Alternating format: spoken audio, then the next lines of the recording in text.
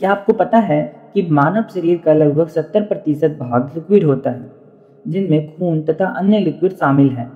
In liquid की वजह से ही मानव शरीर सुचारू रूप से काम करता है।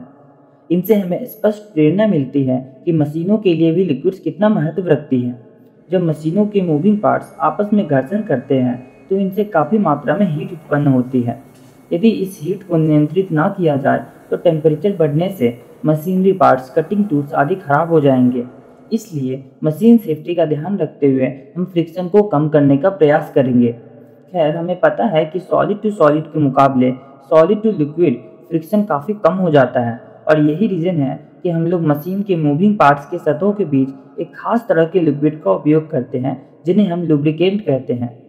तथा लुब्रिकेंट के उपयोग करना लुब्रिकेशन कहलाता है। लुब्रिकेशन जिन विधियों से की जाती है, उन्हें लुब्रिकेशन मेथड कहते हैं। इन सभी को हम लोग आगे अच्छे से समझेंगे। फिलहाल आइए चुनाव करते हैं कि लिक्विड्स की किन खूबियों को ध्यान में रखते हुए हम इनका उपयोग एज ए लुब्रिकेंट करते हैं। विस्कोसिटी लिक्विड के गाढ़ेपन को दर्शाता है। विस्कोसिटी एक अच्छे लुब्रिकेंट की विस्कोसिटी इसके उपयोग के अनुसार उपयुक्त गाढ़ा होना चाहिए। पोर पॉइंट लिक्विड के बहाव को दर्शाता है। पोर पॉइंट पोर पॉइंट अधिक होना यानी किसी खास टेम्परेचर पर लिक्विड के बहाव में अधिक अवरोध होना, यानी बहाव कम होना। लुब्रिकेंट की उपयोगिता के आधार पर इसकी पोर पॉइंट का चुनाव किया जाता है। फ्लैश पॉइंट को समझने के लिए चलिए फास्ट फूड की दुकान पर चलते हैं। जब आप फास्ट फूड की दुकान पर जाते हैं, तो वहाँ अपने शेफ को किसी तरह का जंक फूड बनाते देखा होगा। एक समय आता है जिस बर्तन में वह पका रहा होता है, उसके सतह पर आग कुछ देर के लिए लग जाता है और फिर बुझ जाता है। इसी स्थिति को फ्लैश पॉइंट कहते हैं। अर्थात यह ऑयल का लोएस्ट टेम्परेचर होता है, जिसमें हीट देने पर ऑयल का कुछ हिस्सा भाप बनकर कुछ सेकंड के लिए जलता है और फिर बुझ जाता है। यह ऑयल का फ्लैश पॉइंट होता है। लेकिन इसके विपरीत यदि ऑयल में आग लगी रह जाती है और लगातार जलने लगती है, तो इसे फायर पॉइंट कहते हैं। फ्लैश पॉइंट और फायर पॉइंट में किसी भी प्रकार के सोर्स की जरूरत नहीं होती। इस तरह के मटेरियल ऑटो इग्निशन के कारण फायर हो जाते हैं।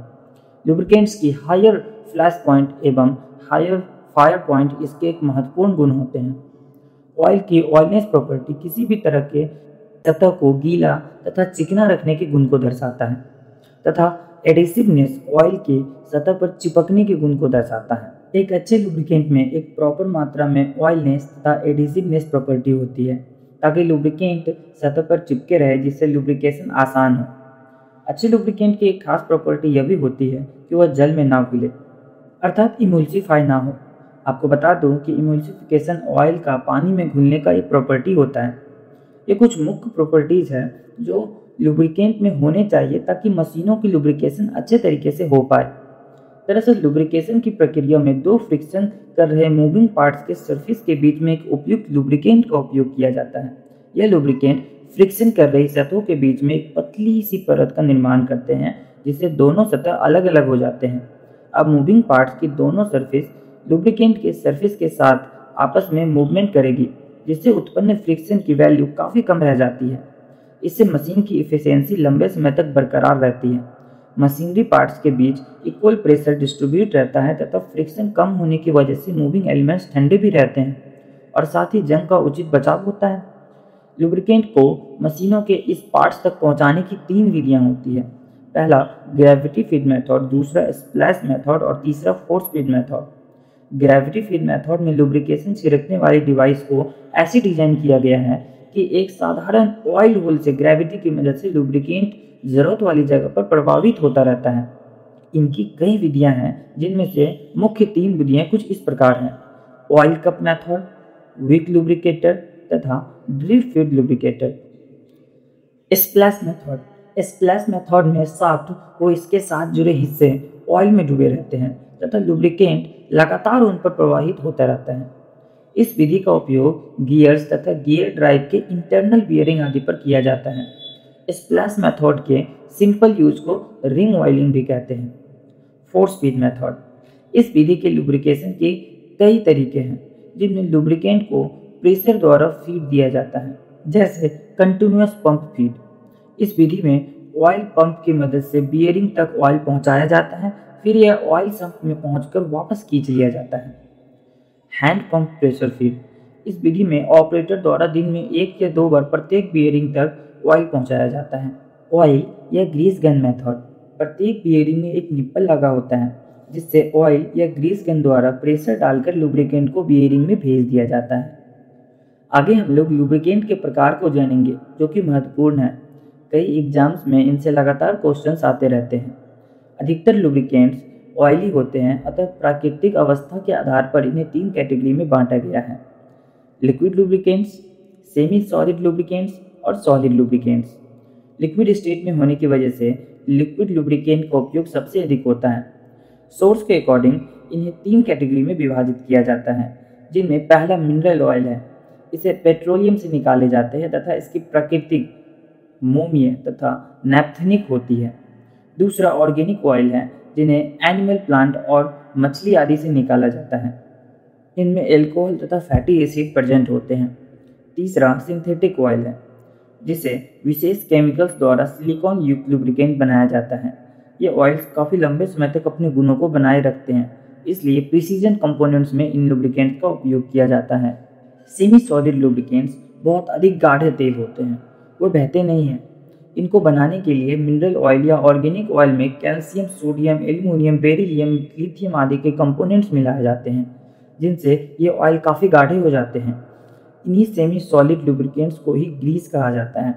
ग्रीस का उपयोग हैवी पावर ट्रांसमिशन करने वाले बूस्ट बियरिंग के लुब्रिकेशन करने के लिए किया जाता है। इसके अलावा इसका उपयोग बॉल बियरिंग या रोलर बियरिंग या फिर अधिक टेम्परेचर पर वर्क करने वाली मशीनों में भी किया जाता है।